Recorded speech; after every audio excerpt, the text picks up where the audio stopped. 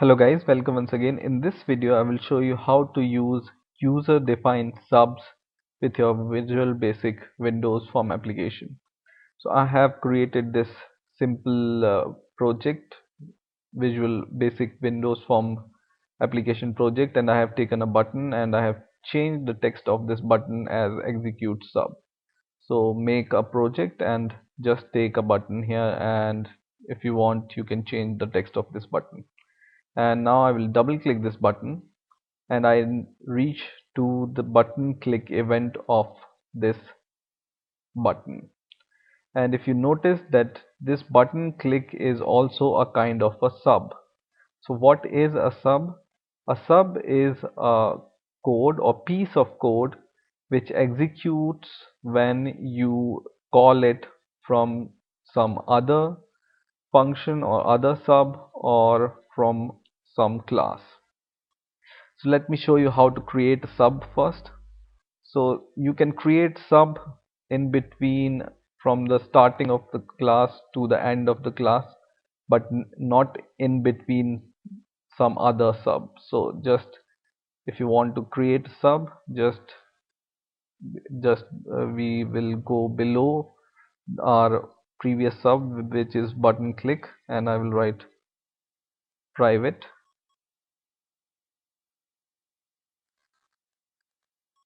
sub, and you give the name to your sub.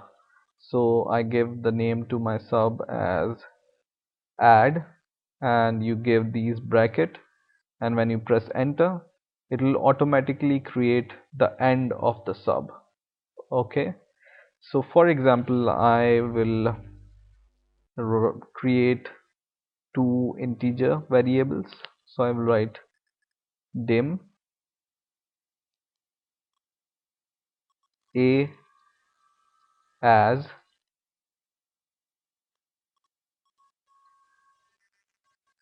integer.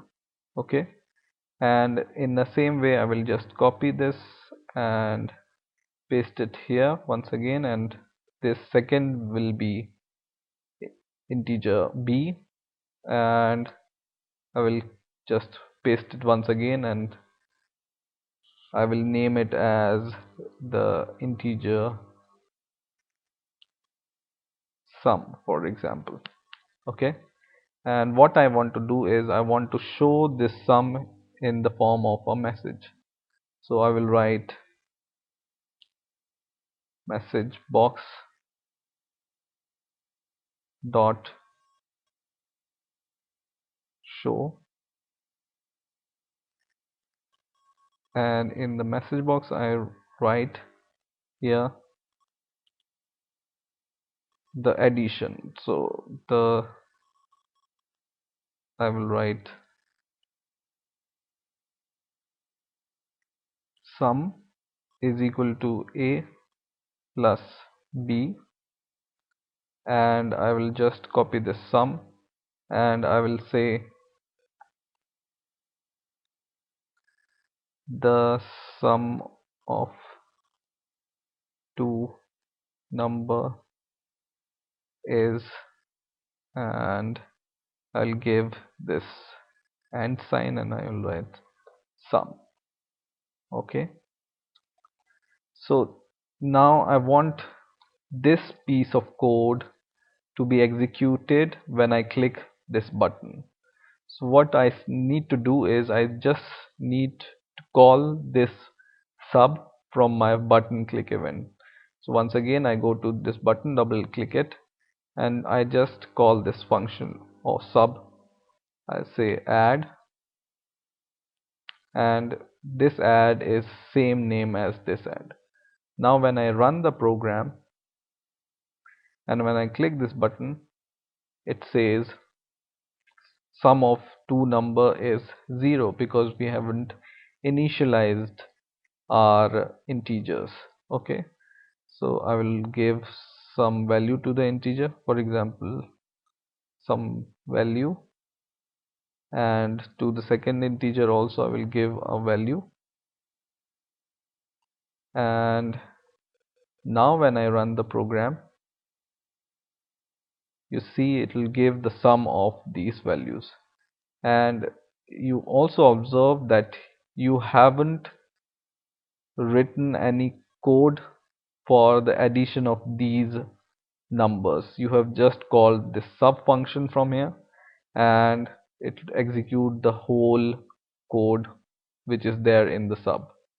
Now why and when you use sub, when you have or when you want to execute the same code again and again in your program, then you use subs. So when you use a same code, or when you want to use same kind of code again and again more than once in your program, then you use sub. So that you just need to create this function or sub once, and you can call it with this one line of code. This whole code you don't need to write again and again.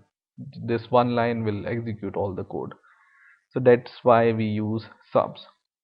Now one more thing with sub is you can pass parameters with sub. So what I mean by parameters, so we have created this sub, and now sometimes we want that this value should be defined by the user and this should not be fixed. So how can I do this? The way we can do this is, for example, I will take two text boxes, text box 1 and text box 2, and in this sub function I will pass two parameters or two arguments. So in this brackets or parenthesis you write by val,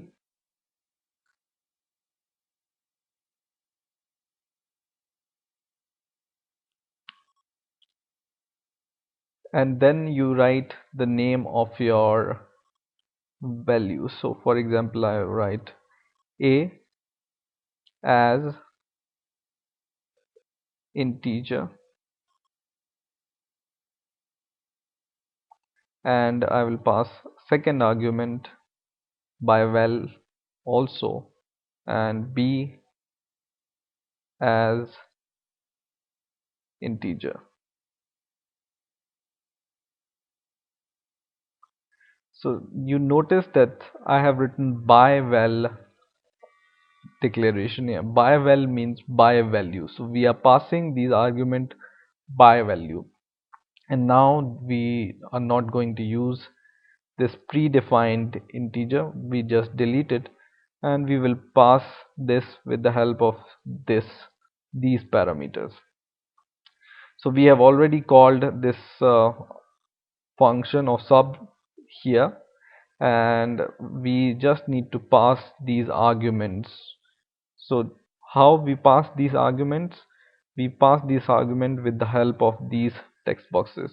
So the name of the text box is text box 1. So I will just pass this text box 1 dot text as a first argument, and you notice it's taking two arguments. So and the second argument would be text box 2, which is my name of the text box 2. Okay, so I have passed these two arguments. Whatever I will write in the text box 1 and whatever I will write in the text box 2, this function add will take these two numbers, and then it will perform the addition like this and give the result and show us the message. So now let's try and run the program, and I will write, for example, 34 here, 45 here, and I say execute sub, and I will click this button, and it gives me the sum of these two numbers. So mm, our sub become flexible in the way that we can pass the parameters, user defined parameters from these text boxes.